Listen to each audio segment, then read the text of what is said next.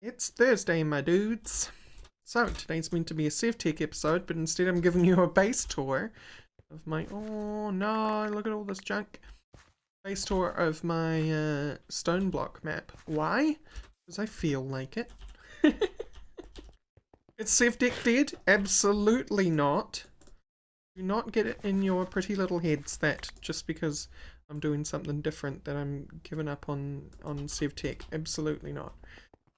So I need to clean this stuff up, and it's unfortunately giving you a little bit of a head start on what I want to show you, but it's a mess, and I can't be bothered restarting the recording. So there you go. I'm going to try something different today. Just because I want to. I have a Sevtech episode lined up. It's actually the Sevtech episode that was meant to be last week that I didn't end up putting up because if you looked at my community post, I had some medical stuff to sort out.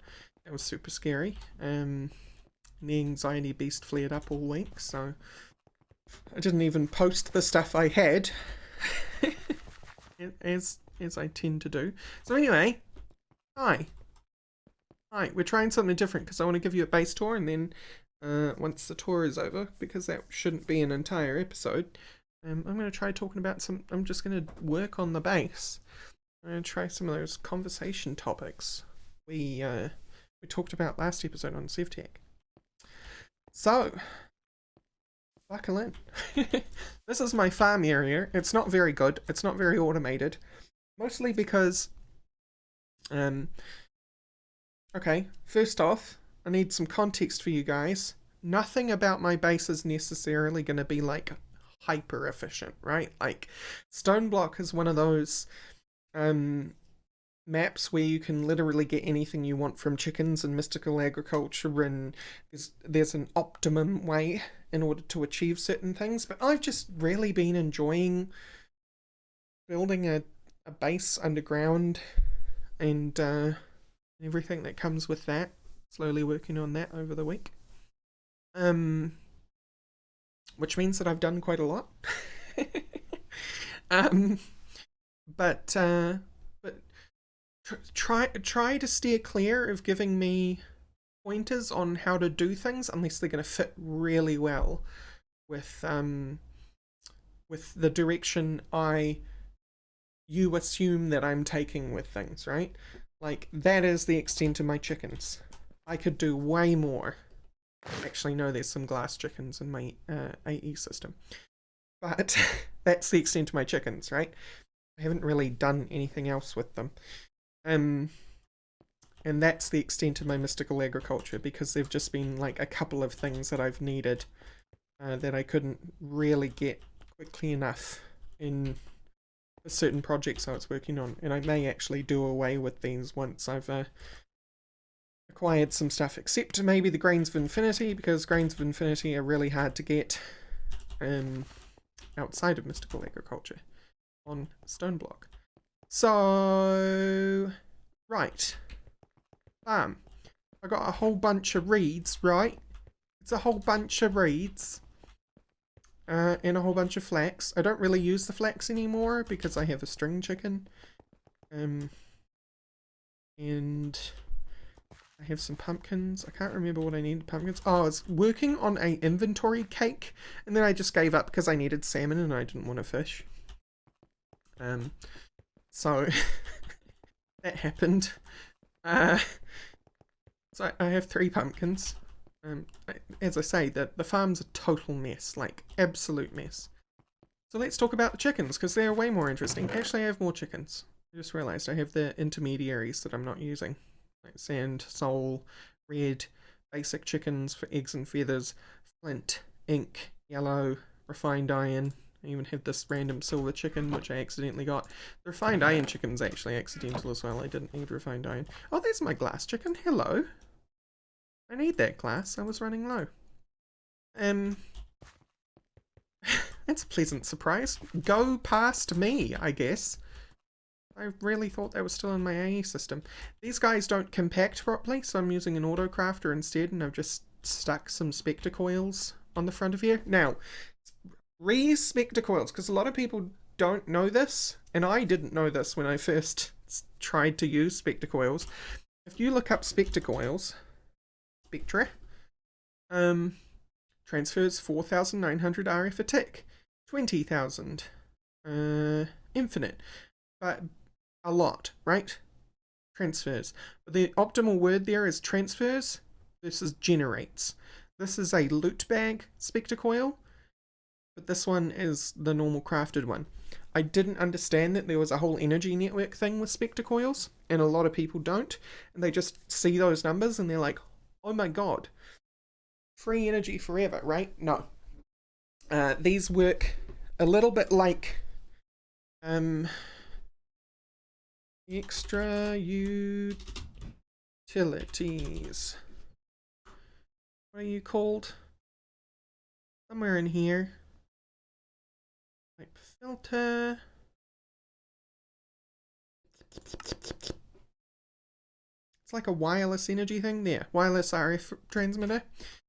Like a localized one of those, whatever you place it on receives energy versus it tries to power everything in a room. But it's hooked up to a mysterious background network, which I will show you. Anyway, spectrocoils on these things. This one is this ender spectrocoil that I had, which is the 20,000 RF a tick one. It was just sitting around in my AE system, so I used it. So it's receiving far more energy than it needs a tick. Anyway, I'm so sidetracking myself. I may as well be using flux points, really. But these don't compact in a compacting drawer, so instead I'm using an auto-crafter to turn string into white wool. These aren't on at the moment because they overflow. Like, if this fills up, it'll just start spitting wool everywhere, kind of like that thing down there. So they're off, because I don't need the black quartz or white wool just yet. I got bone chickens. They're just creating bones. And glowstone, and quartz, and iron, and diamond, and gold, and redstone. And log chicken. But sometimes you need a little bit of wood. And you can't use mineral wood for a lot of things. Cool, so that's the farm. Let's go in here. This is basically where the base started. You'll notice all my hallways are beautiful, but my rooms are terrible. And it's because a lot of my base has morphed as I've built it.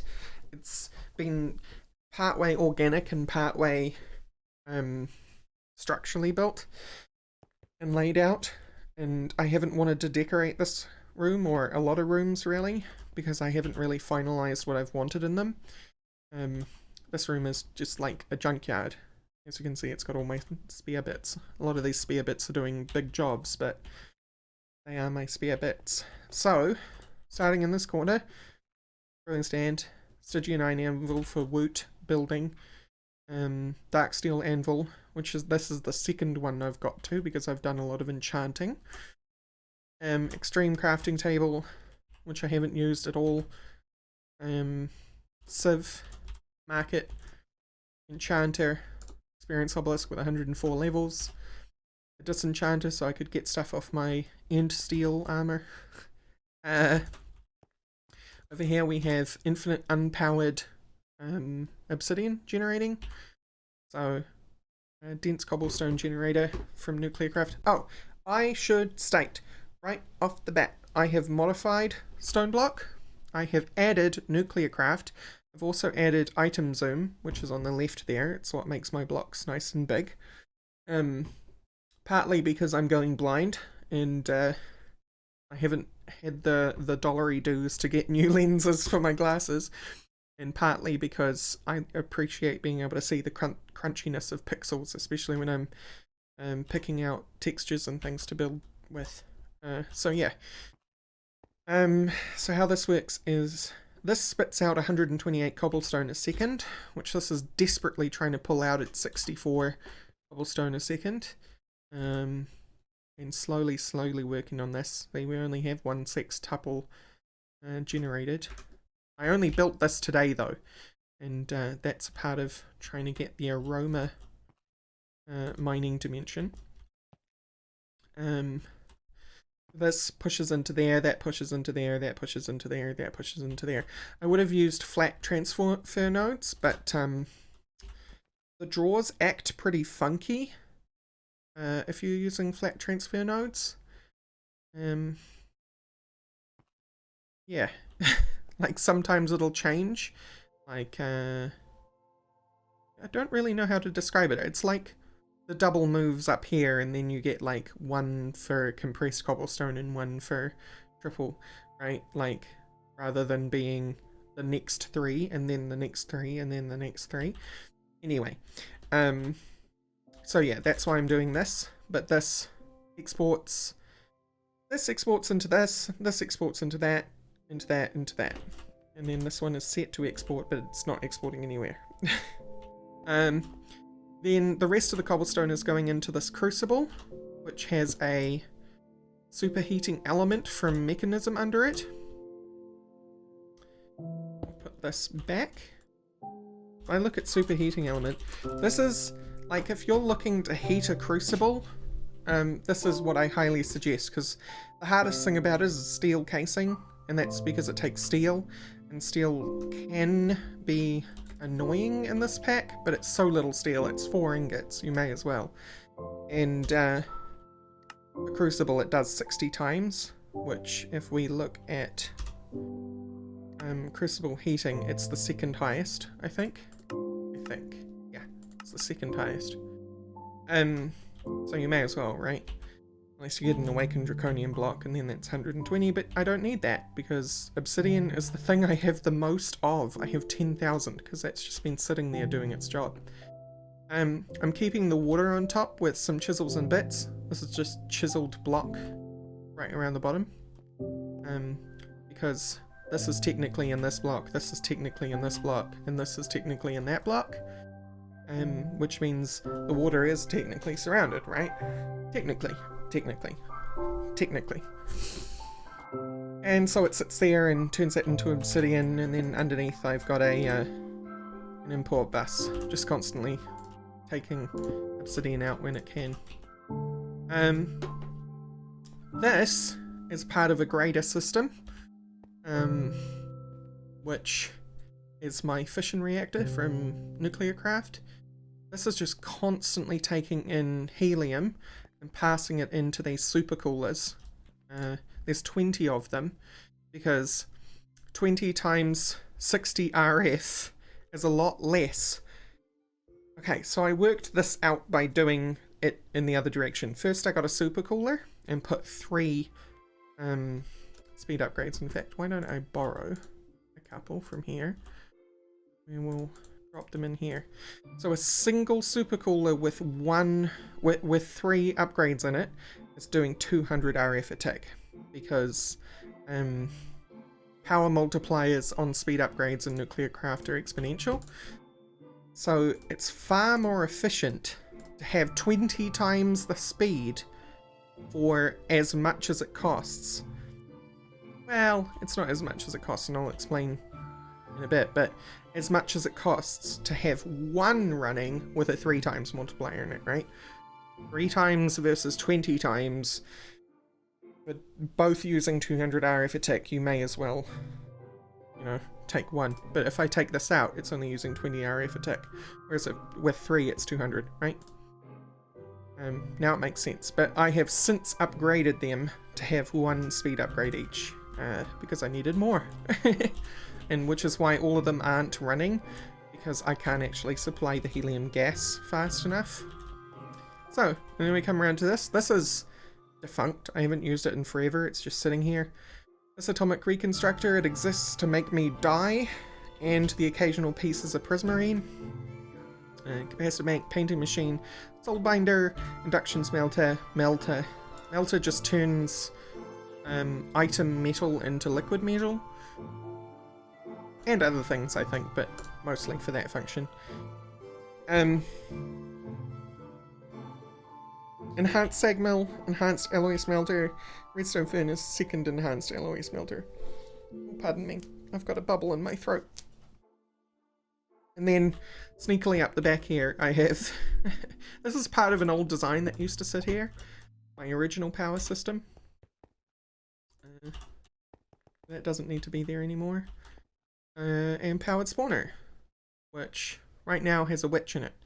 And will probably remain that way, and then I'll have other powered spawners, but the witches exist to make me things for this. Right, which gets me back onto the topic of mods I've added. Let's start that whole thing again, because I clearly distracted myself. We have item 2. We have Endergy for Ender IO, which adds like a whole bunch of new stuff on top of the new Ender IO, because the new Ender IO is pretty complex, and it goes all the way up to this End Steel stuff. But then Endergy comes along and adds a bunch of stuff. This is all base Ender IO. Endergy adds stellar, adds all this: crude steel, crystalline alloy, melodic alloy, stellar alloy, crystalline pink, energetic silver, and vivid alloy. Vivid exists in the base, but it has no purpose. And it doesn't get a purpose until here. And then this crude steel is like... So base Ender IO can be a little bit tricky to get into, but with Endergy you actually have super like simple versions of like capacitors and stuff, whereas where's my basic capacitor recipe? Whereas a basic capacitor demands copper, 2 grains of infinity, and 4 gold nuggets. You've got this capacitor, which is 2 iron nuggets and a grain of infinity, right? And it adds ones above the octatic. It has crystalline, melodic, stellar, and totemic. So that's Endergy. We'll talk a little bit more about that as we go. Then I've added nuclear craft and building gadgets. Building gadgets by DW, Direwolf20, and myself. Mostly, obviously, Direwolf, but I've done the graphics for him, so we've got our building gadgets in here. And I've mostly used the destruction gadget and the building gadget. And that's it for added content. And I did a patch that I put on Twitter for nuclear craft, because otherwise it doesn't work very well. Because you can't sift for nuclear craft ores. And I want to update that patch actually, because I want to, if I can figure out how, because I haven't seen any documentation for it. I want to add some custom chickens for things like boron, magnesium, and lithium. And then I also want thorium. Thorium, yep. And I also want to add some other recipes to mechanism machines, because mechanism doesn't handle nuclear craft materials. Not well, anyway. So yeah, that's it for mods, I think. And that's it for this room. So, moving right along. This is my mob farm. This is legitimately my mob farm. It's been my mob farm for a long, long time. And it started out as this zombie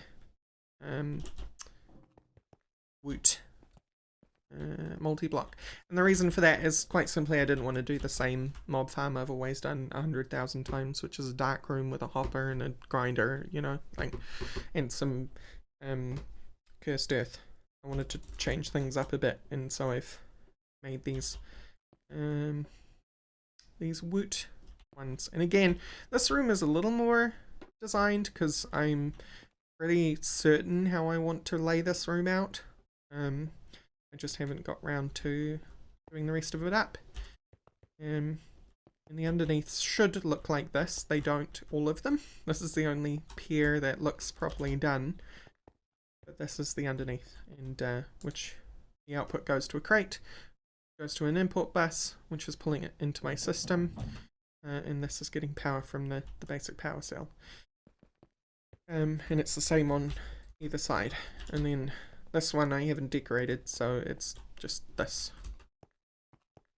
So I need to get around to decorating that, and these ones are even worse. This one's my my wither killer. It's slowly doing its job. It doesn't actually have any ingredients right now, so right now it's just wasting 437 RF a tick. This is my wither skeleton farm. Get me skulls, which is why it also has a decapitation totem, because that puts skulls up to 80% chance per skeleton. Something I found out about, which wasn't in the documentation, which was a little bit annoying, is you can't stack upgrades. You can have one totem per multi-block structure, right? But at first, I got all the way to building this one before I realized my mistake. I was doing pairs of efficiency totems, thinking that they would affect the efficiency, which affects how much RF a tick they draw.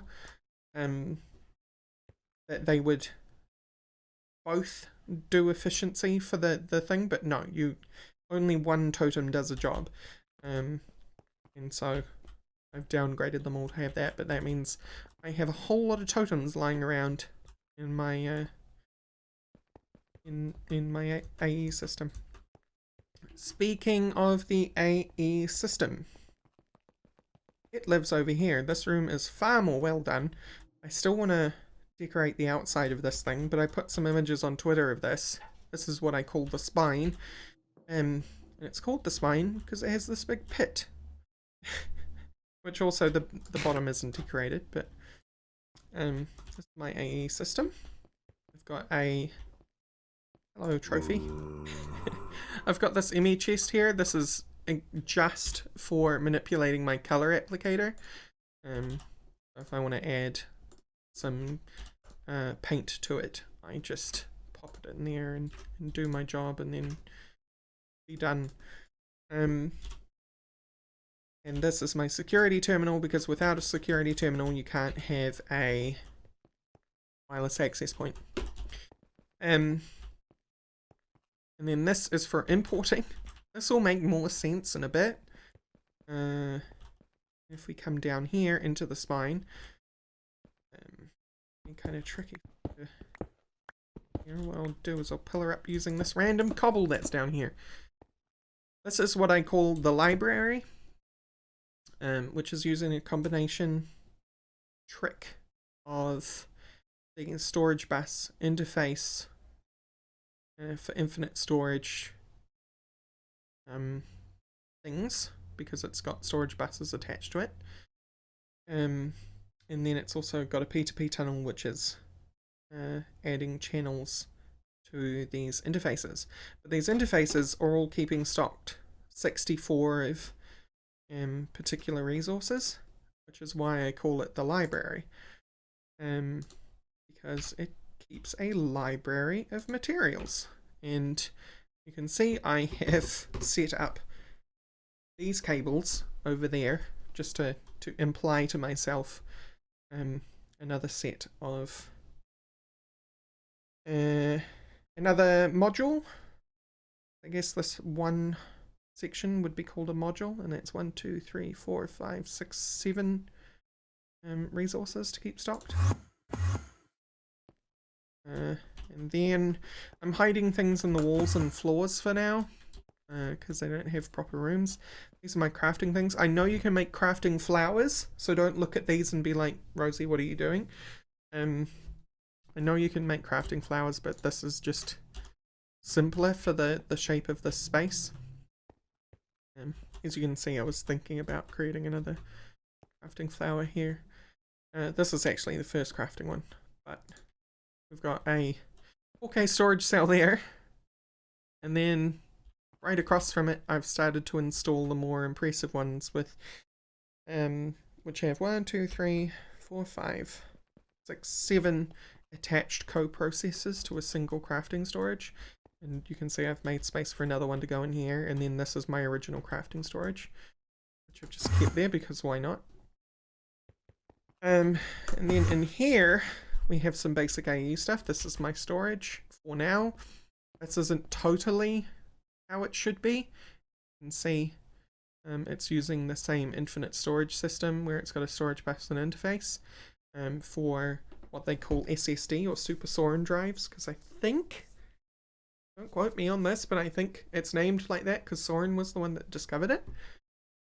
And then it's got some quartz cable providing power but not information to this, so that they don't use extra channels or confuse the system.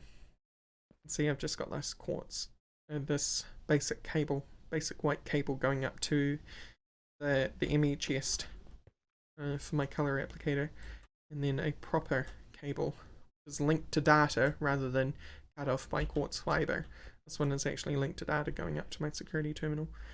And this goes to a quantum link cable, which I'm not currently using, because it was used in another part of my base briefly, in order to get information over there, basically. And then I ended up laying a whole lot of cables and didn't need it anymore. So this is my Quartz Charger. Pretty simple design: input bus, interface, Quartz Charger, power, yada yada. This is the crystal growth chamber. Much easier than doing the piece of water with the 4 surrounding charging units. Is just a crystal growth chamber. And unlike Direwolf, you're going to be proud of me making 16 at a time. Okay. So it potentially does more than I need, but that's far better than having it slowly create one at a time. Well, it's not that slow, it's got 3 accelerators in it, but you know what I mean. If you're crafting 1,000 of them, it can be slow. And here's my advanced inscribers. This one is engineering, calculation, logic, silicon, and then the one that assembles them all, which has a bajillion acceleration cards in them. They all have a bajillion acceleration cards in them, actually. But this is simple. It has an interface.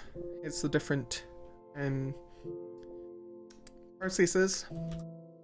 Sends the materials into the item buffer. The item buffer then, through the power of conduits, pushes them into their appropriate inscriber, and then those inscribers push them to the advanced inscriber on the end, which then pushes them into the item buffer, which the import bus pulls the results out. And that is a low channel way in order to do that, because these don't need channels. This only uses 2 channels to get its job done. As you can see, this 3rd channel is going to a trash can, which, because I have no interest in loot bags at this point, it's just trashing loot bags and extra zombie trophies and glowstone swords and steel swords. So that's why that exists. And I think that is it for the AE space. And you know what? I've been chatting for 28 minutes. We may not have time for discussion. Oh, it's so sad because I got it all prepared as well. That's cool. My base is far bigger and harder to explain than I thought it was. Oh, this blew up on Reddit the other day. I decided to share my building techniques on Reddit for once, rather than just keeping them to YouTube and Twitter, and it blew up because of hardened fluid ducts filled with energized glowstone. This is legitimately a light source. I just pressed F7. There are no red X's, and the reason for that is because these are just pumping out maximum light level, because they're full of energized glowstone. You can use any light giving fluid in a fluid duct and it will provide light, but I chose energized glowstone. You can use liquid XP, you can use lava, you can use pyrotheum. I think cryothium produces light. Don't quote me on that. So you've got quite a few color choices, but that's that. And it blew up, so I was quite proud of that. And down this end, again, a room that I know the structure I want to have in here, but have not fully worked the room out, as in the walls and the roof and the floor. This is my fluid storage. I could be using fluid ME drives. I could. but I don't want to. Instead, I'm using dynamic tanks for mechanism and ME fluid storage buses on the valve underneath. This is my lava. This is my water. These are infinitely being produced. The actual infinite sources for them are under there, being imported through a ME fluid import. Same with this one. This is actually my helium gas, but as you can see, it never gets a chance to fill up. And that has a dense helium collector underneath, which takes 8 compact helium collectors. And a compact helium collector takes 8 helium collectors, so you need 64 helium collectors overall, which means you need 64 depleted thorium blocks, which was a big deal, and I no longer need that system anymore because I have one, but I'm thinking about doing it again because I clearly don't have enough helium. All that helium by the supercoolers is being turned into liquid helium, which I have 1,000 buckets of now. 1,090 actually. Slowly filling. That thing has been running forever. And the reason why this isn't more full than it is because I have a fission reactor which is liquid cooled by liquid helium. Because I'm fancy bitch. Sorry for swearing, but it was important to really let you know the gravity of the situation. In this one we have hydrogen, which is going to become all important very soon, and which we will get to. This one has oxygen, which has utility around my base. For oxidizing nuclear craft fuels, and also for oxidizing certain fluids, which we will talk about shortly. Because this episode is going to run overtime at this rate, but I am determined to finish the tour. Questions or not. We'll do questions next time, probably next Sevtech. This one has deuterium, which is slowly filling up.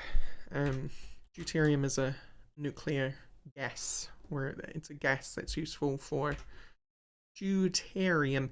It's a gas which is useful for fusion reactions.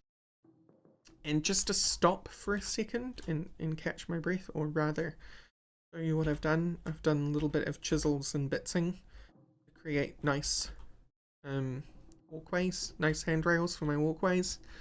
And then I'm using a scaffold covered ladder in order to be able to get up and down.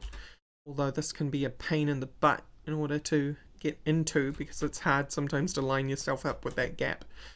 So instead I just use my teleporting, and that can exist for look reasons. And as you can see, I have ME cable running all through the floor here. And because this tank isn't hooked up yet, it's not got the smart cable and the storage bus on it. This is basically what my storage buses look like under each of these tanks.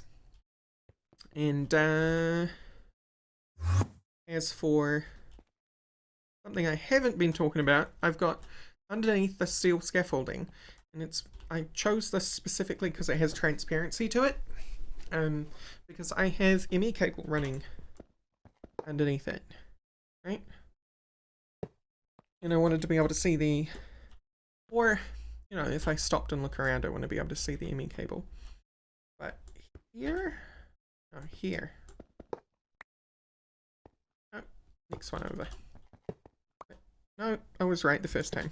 But here, I've got a smart cable and a P2P tunnel, which this cable, this basic cable underneath here, runs all the way from the spine, the AE room, all the way over to here with a tunnel, and that tunnel provides one of the sides of my ME controller block into this dense cable, which is using 10 of 32. So basically this room can handle about 32 tanks. It's actually less than that, because each importer that I have working on Infinite is using a channel each. So it's 3 importers, and then the rest is storage buses. So 3, 4, 5, 6, 7, 8, 9, 10. Right? That makes sense based on 10 of 32 channels, which is up there in the Walia. So yeah, I've got entire sides dedicated in my AE system. One of these is the fluid room, which is, 32 channels dedicated to a room, and that's basically the case for this. And there's another one of those dense to tunnel hookups in here, same here, and same here and here. So this is the room that used to have the quantum storage. Believe me, this room was a bigger mess than it used to be. This is my second machine room. I go stand on an anchor. Machine 2, because this is machine 1. Because this one was too small, and I'd already started building the fluid thing and my ME room. If you look on the mini map, you can see I have no room in either direction, so I needed a second machine room, which I started to build over here. Which used to be a huge mess, but I've condensed a lot of it and removed a lot of it that I didn't need anymore. So what we have that remains is some mechanism stuff, which I'm thinking about getting rid of because of this beast, which I will show you. I certainly will. Got a crushing factory. A lot of these don't have recipes anymore. Some of them do, but they're like the mechanism specific ones, which is why I'm thinking about just getting rid of it because I don't need it. Especially since the only one that really gets used is this one to create steel, and now that I know what I'm doing with energy and even greater capacitors, I don't really need this 7-slot infusing thing to create steel anymore, because an alloy furnace with a stellar capacitor can probably do it faster. This does about 7 per second, about a second to get one done, but the stellar capacitor alloys actually spit them out at about 10 per second. It's crazy. And I love item buffers. You're going to see them all around my base. Item buffers are basically hoppers on speed. And they're a lot safer and easier to handle. So this item buffer is just pulling from something that I attached to this side and pushing it into the fuel reprocessor, and this is pulling from the fuel reprocessor and pushing it into whatever I've attached here. And that happens to be a shulker box. This should be empty, because what is happening here is this is a factorizer which is set to combine, because it's for fuel processing. When you run something through the fuel reprocessor, it spits it out as tiny clumps. So in order to I sit a shulker box in front of here as fuel gets reprocessed, any fuel that I've used, depleted TBU for example, and it spits the results out into a shulker box, and then I take the shulker box and I put it under here and it combines it all, and once this shulker box is empty, I can stick it in front of here and it collects from this item buffer for the results. Why it's bigger than that is, and I'm quite proud of this, if there is less than 9 of what is required, so for example, let's say I'm creating uranium oxide, uranium-235 oxide, right? I need 9 per craft of tiny stuff. But if there's less than 9 in here, it'll just sit here waiting for more. But there's probably something else in here, like some tiny bits of Neptunium-237 waiting to be combined, right? So I've used integrated dynamics, which this is reading specifically an inventory count. That I've got I'll explain in a second. I'll continue this and then I'll explain the thing that you're probably wondering what I'm trying to explain, but I'm not explaining it because I'm catching my own brain. But this inventory count, right? That's the inventory count of this reader, and it's sitting in a variable store. And then this integer is the value of 9. And the reason for that is because in here is this variable card, which is checking the inventory slot against my number 9 that I created, and it's saying, is what exists in that inventory slot less than 9? If it is, then it pulls that out and drops it into here, right? Which is why there's actually 6 of that, 3 of that, 3 of that, and 3 of that. Because these were obviously just sitting in the combiner, not being combined, and plugging the whole system up. So this here saw that they were in there, pulled them out and dropped them in there. And because it's only when it's less than 9, it's never gonna steal a possible craft from the combiner. Especially since I have manually set this to only try and pull every second, because the combiner works faster than a second. So potentially that'll never be a problem. So I've got this shulker box, which is great, right? Filled with stuff that I cannot handle, and you'll be wondering, why are you insisting on putting it in a shulker box and not holding it? Well, down there in the bottom left corner, which you can see better when I'm not in an inventory, but I'll circle with my mouse, is my Geiger counter. And right now I'm experiencing 199 nanораds, which is actually not too terrible. It's pretty healthy. I'm not going to get particularly irradiated anytime soon with 197 nanораds.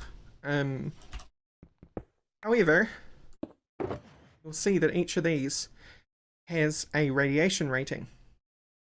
U stands for micro, so holding a piece of, this one's a really good example, holding a piece of uranium-233 gives me 264 microrads per second. There's 42 of them, so 42 times 264. If I hold this, I'll get 264-ish microrads per second. And the reason for that is, why is it not 42 times that? It's because I have radiation shielding on my stellar armor. But it would otherwise be 42 times 264. So, quite irradiating. And if your radiation bar fills all the way up, you die. So, working with a shulker box is basically the way that I stop myself directly handling the nuclear material. So I stick it on there, which is why there's a random import bus sticking off the side, and pull the nuclear material out, and now it's in the system, where it can just safely sit forever. Well, not forever, until I turn it into fuel. Which turning into fuel is pretty much the only time that I actually handle the fuel myself, or handle nuclear material myself, because I craft it, take it out of the ME system, and then put it in a shulker box. I'm handling it for a very small amount of time. Right, this room. This room is crazy. This room is very crazy. This room is dedicated, or was originally dedicated anyway, to creating calcium sulfate. So, let's walk through the process. I don't know whether to walk you through backwards or forwards. Let's walk you through forwards. No. No, backwards makes more sense. Okay, so calcium sulfate, right? This is specifically used to create crystal binder, which is specifically used to create elite plating, which I needed a bunch of. And I'll show you why soon. So I needed calcium sulfate. So in order to create large amounts of calcium sulfate, I need calcium sulfate solution, which is what the crystallizer for is, right? What the crystallizer is for. It turns the solution into an item, liquid to item. So how do I get calcium sulfate solution? Well, my friend, in the chemical reactor, is fluorite water and sulfuric acid. The combination of these two elements creates calcium sulfate solution and hydrofluoric acid, which I have 592 buckets that I'm not using of. Creates actually way more hydrofluoric acid than it does calcium sulfate solution, but sulfuric acid and fluorite water. How do I get sulfuric acid and fluorite water? Let's look at sulfuric acid first. Sulfuric acid, I'm tongue twisting myself on that word, is created with sulfur trioxide and water. Water's easy, I'm just importing it in from my big tank in the tank room.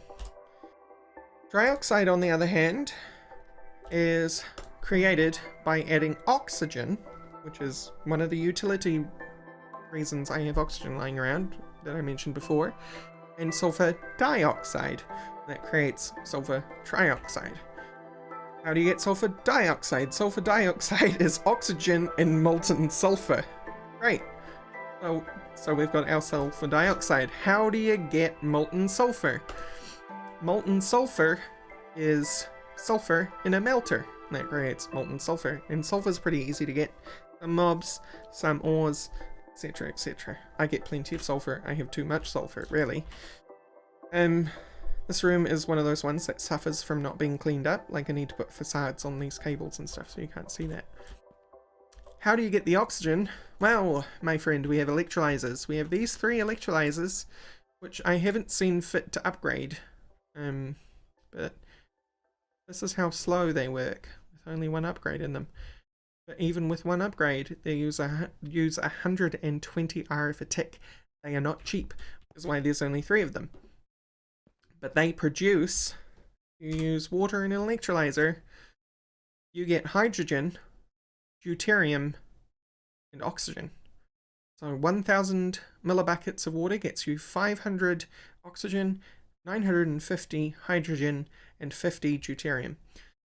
So now you know why I've got this hydrogen and deuterium sitting around in the tank room. Right, that's where we get the oxygen for creating sulfur trioxide. But there was one more, wasn't there? There was fluorite water. Where do you get fluorite water from? That's what this one is for. We have 4 fluid enrichers, which are sitting here with crushed fluorite and water, which creates fluorite water. This is probably the easiest part of this whole chain, in that this item buffer would normally be filled underneath here as an export bus. Any crushed fluorite that goes into the system goes into this import buffer. This buffer doesn't actually have any in it because I haven't made any more crushed fluorite for now because I have plenty. But you get crushed fluorite. Ooh, I need to take a breath. Trying to both talk fast because we're at 47 minutes and explain this very complicated thing. Rock crusher. You stick diorite or andesite in a rock crusher, and one of the outputs is crushed fluorite, along with crushed carobite and zirconium and beryllium and arsenic. Right, so, and then I have this tank of water, which is filling these with water in that slot, and this is the output tank, which is filled with fluorite water. That is how this room is dedicated to calcium sulfate. Now I have a couple of extra things in this room. One is this melter and this ingot former. This existed specifically because it was easier at the time, and I'm probably going to remove it now. It was easier just to import lithium dust into a melter, melt it down and turn it into ingots. Because if I come here, and we look at lithium dust in here, redstone furnace is the only thing that will turn IC2 lithium dust into lithium ingots. And the reason why it's lithium dust from IC2 is because IC2 comes first in the ore dictionary rules, so when you grind lithium ore, you get IC2 lithium dust first. Which makes it a problem because it's harder to process.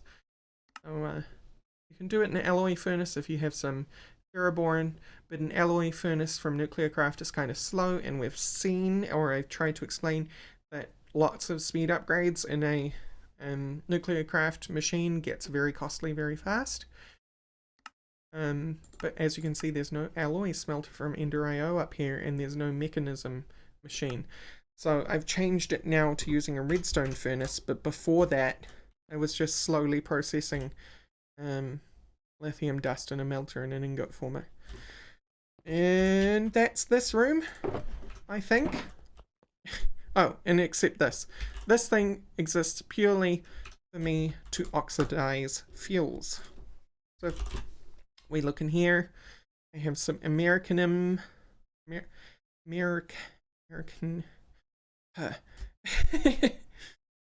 americium, there we go.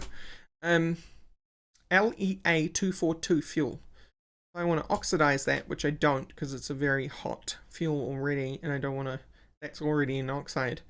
But if I took a non-oxidized fuel, threw it in here, it would become an oxidized fuel. So if we look in here at some recipes, here's the first one. The first one that jumps out at us. Here we go. TBU fuel. And creates oxidized TBU fuel with oxygen. Right, so oxygen is getting in here, I put the fuel in here, it oxidizes it. Oxidizing fuel makes it burn hotter but produce more RF. Oh, okay. That's the space. Oh, powered anvil. I mean, it does the thing. No, I haven't finished the space. I have this very important thing. We can take this out. And let's go inside.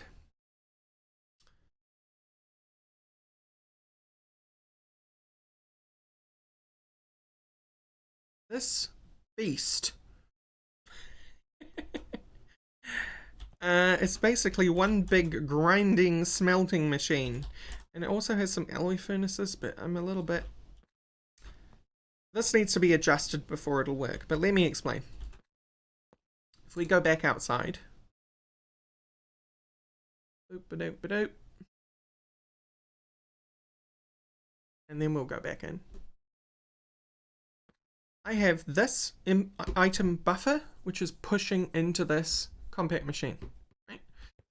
This has a bunch of interfaces on it. Also has an export bus, which is filled with ore. And it actually has a second export bus behind here and another interface down here. Why? Because I want lots of recipes to be able to be used on a single machine. Why we have this buffer here. Because this doesn't have enough sides, basically. And for every side I had an interface on the inside I would need multiple entrances. And I will explain what an entrance is once we're inside. Anyway, all you really need to know is this has recipes, and the one underneath will have recipes, but I haven't needed them yet. And the two export buses have ore in them. So, in goes the recipe materials, pushed into the compact machine.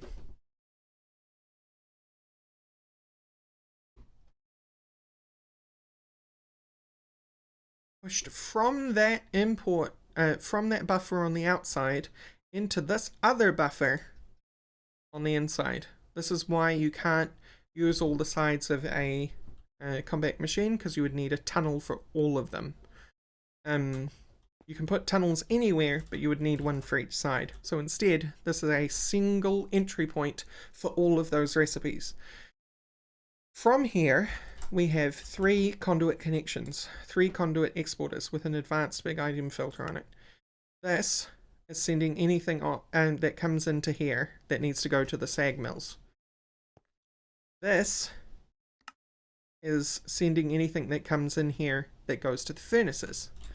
And this would, I think it only has 1 recipe in here at the moment, yeah, would go for any alloy smelting things. There's an issue with this, which I'll explain in a second, that stops that being viable. I then have tubes in here. This is the only place I'm using thermodynamics tubes, because I wanted to be able to come in here when there was big crafts and see the things flowing. Why not? But then there's 8 of each. So we've got 8 alloy smelters set to furnace, 8 alloy smelters set to alloy, 8 sag mills.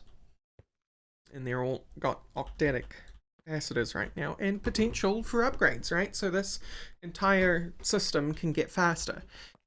Anything that is done in these is distributed evenly from this item buffer via this servo in rounds of 8 items per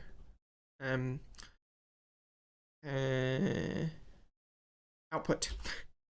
And round robin means that it does 8 in this one, 8 in this one, 8 in this one, 8 in this one. So it evenly uses all of the machines if it can. to maximize the speed that things get produced, right? And then it comes out here to this output buffer, which then comes around here and goes straight out the other side of the compact machine, which, if you remember, on the outside of this I had a second item buffer. That's the output buffer, and then I've got an import bus connected to that. And so this is the output buffer for that line, and that line. The whole round robin thing is the reason why I can't reliably use this alloy smelter. If I want to reliably use the alloy smelters, this needs to be nearest first and not round robin. Because if I do round robin and I did something like energized glowstone or energized ingots, it would put the gold in here, the redstone in here, and the glowstone in here. Because it's round robining all the different items, right? It would end up creating a whole mess in here of incomplete recipes and so on and so forth. There is a way to solve this. It involves a barrel and some finagling, but it's right now not really functional, and I've just got this so that it is functional. I've got it set to nearest first. But alloy stuff at the moment is being done in the first machine room, for the most part, except for energized ingots. Right, and then I have 3 energy cells to supply each line. These are signalums so that they pass energy down the line. And underneath this energy cell, you might be able to see it if I position myself correctly. That little square there is a tunnel, which is importing energy in the bottom of that compact machine and into this energy cell. And then this energy cell is spreading the energy either side. So this machine does everything. Well, it does all your metal processing. Or it's meant to anyway. Not the alloying just yet. But let's get out of here. I've never done that way, and I didn't realize that's how that worked. I just did that out of habit. Because I teleport out of everything with my sword. So that's new experience for me. A little bit of withering and nausea. But let's drop this in here. And go to the final part of the base. Actually, before we do that, let's cook some eggs. I'm living off eggs because I have infinite eggs. Infinite eggs. I'm running over here even though I could teleport. I want you to fry me some eggs. And that's how fast a alloy smelter works with a stellar capacitor in it. Fried. Right, last room on the tour. It's nearly been an hour, 2 minutes, sub an hour. This room is an enormous room that I use the destruction gadget to clear out, because it's kind of like my build space, where I put things temporarily before I've decided where to put them. This is to stop me doing the whole organic building thing that I did with the Machine Room 2 and Machine Room 1, so that I can, if I want to set something up and play with it, I can put it in here and do exactly that before it has a permanent home. And there are several projects going on in here. We have input buffers here again, so I don't have to handle the fuel myself. With this, we put fuel in here. The reactor runs. It's a 7x7 or 5x5 internal fission reactor, and that is feeding this induction matrix, which can store 25 giga RF, or I believe that's 25 billion. Which is about half full. I've not filled this thing up yet. And it's outputting about 4,000 RF a tick right now. But when this thing is running, depending on which kind of fuel, it's outputting anywhere between 20,000 RF a tick and 40,000 RF a tick. Right, so that's what's powering the base right now. How is that powering the base? Through this flux plug attached to the back. Don't tell Direwolf. He needs to set his induction port to output before it will output. You can't just use a cable and set the cable to pull. This needs to be set to output. Right. We go back to the machine room. That's pumping out into this Herculean storage, which is allowing me to put points around the base and get my power around thusly. So, back into here. This is just my projectors that I set up and haven't taken down again for doing some compact storage stuff. This is my fusion crafting array, which I've barely used. In fact, the only reason I've used them so far was to create the fusion crafting itself and upgrade them to Wyvern, then create some awakened draconium because you need Wyvern fusion injectors for draconium, and that was specifically because the recipe was changed for the dimension builder.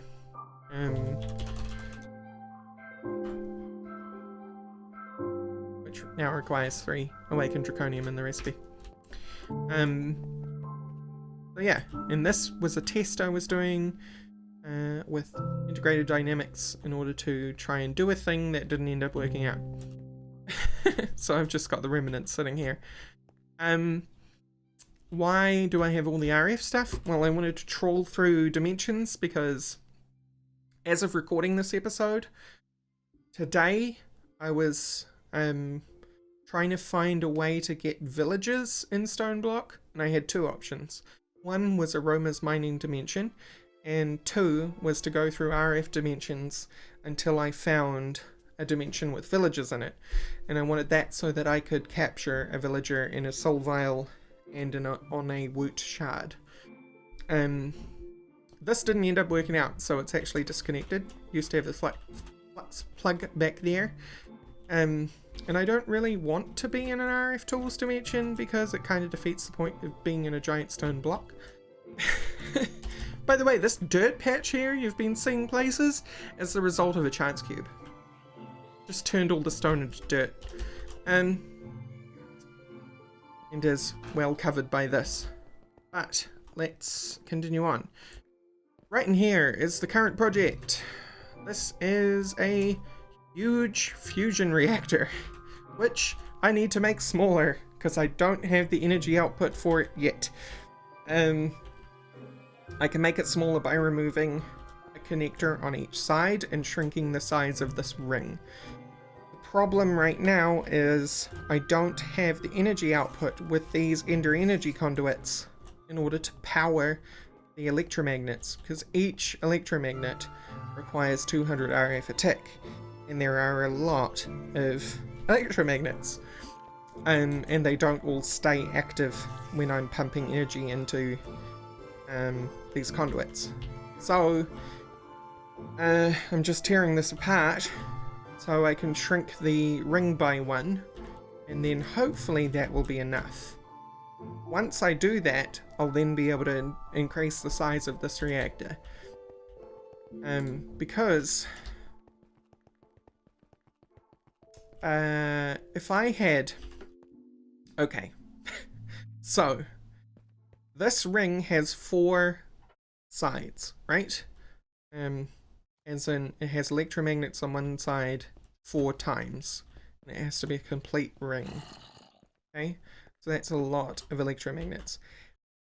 Each conduit line supplies energy to 2 of them.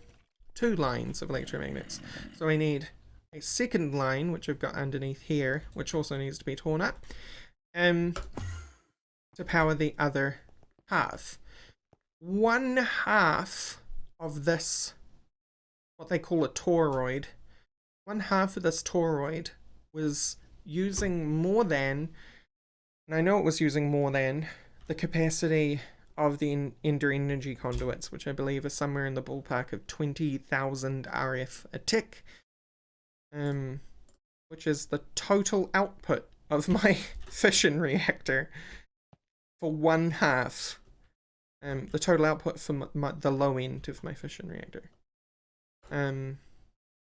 Yeah, 20,480 RF a tick. So I would need to do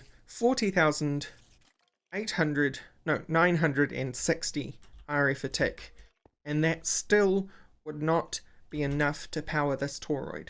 This fusion reactor would easily power that if it was running, but you have to get it running first, which is why I need to shrink it, because I need to be able to have it, my fission reactor over here, capable of launching my fusion reactor, right? Once the fusion reactor is online, it can then do its thing, which will be somewhere in the ballpark of millions of RF per tick, especially one that is this big. But I can't right now, so I need to shrink it. And that's my current project, and what I'll be working on my Stoneblock. But this has been my Stoneblock tour. Apart from this, there is a hole in this wall. It's a very intentional hole. On the mini-map, you can see a lot of red dots. And that was because I was trying to get certain things to spawn. Because while Woot is fun, and Woot is really like a different way of doing a mob spawner, there are actually no entities present. So if you need an actual entity present, say for a soul vial from Ender.io, you're out of luck, right? So you actually need the things to spawn in order to get a copy of the soul vial. And I was trying to get a witch to spawn. And I have a mega torch in this base, which is preventing it outside a certain area. So if I ever need actual entities, I just break into that corner at the moment. I'll probably clean that up at some point. Anyway, wow. Hour-long episode, hour-long tour around my Stoneblock base. I really didn't think it was going to take that long. But thank you all for watching, and I will see you next time. Bye-bye.